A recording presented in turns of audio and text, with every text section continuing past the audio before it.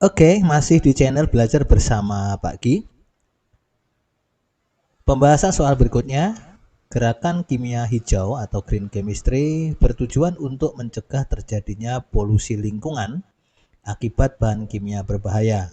Berikut ini yang bukan merupakan bagian dari gerakan kimia hijau adalah A. Membuat desain proses dan produk yang melibatkan bahan kimia agar tidak menyebabkan bahan kimia berbahaya lepas ke lingkungan. B. Penghematan bahan kimia dengan penerapan ekonomi atom sehingga sumber daya alam dapat dihemat.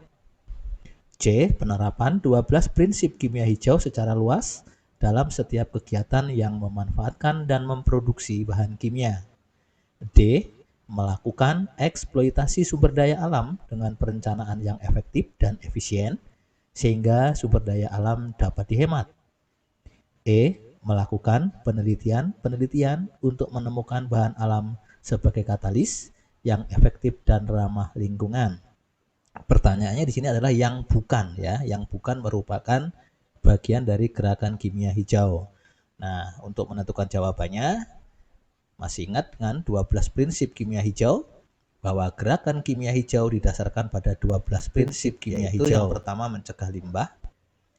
Yang kedua, memaksimalkan nilai ekonomi suatu atom.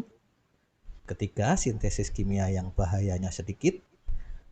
4. Mendesain atau merancang bahan kimia yang lebih aman. 5. Menggunakan pelarut dan kondisi reaksi yang lebih aman. 6. Mendesain efisiensi energi.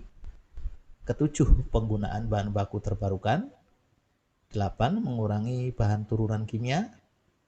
9. Menggunakan katalis untuk efektivitas. 10. Mendesain bahan kimia dan produk yang terdegradasi setelah dipakai. Menganalisis secara langsung untuk mencegah polusi. Dan yang ke-12 adalah mencegah potensi kecelakaan. Nah, yang bukan merupakan bagian dari gerakan kimia hijau, yang paling tepat adalah jawaban D, yaitu melakukan eksploitasi sumber daya alam dengan perencanaan yang efektif dan efisien sehingga sumber daya alam dapat dihemat. Oke, tetap ikuti terus pembahasan soal ini di channel belajar bersama Pak Ki.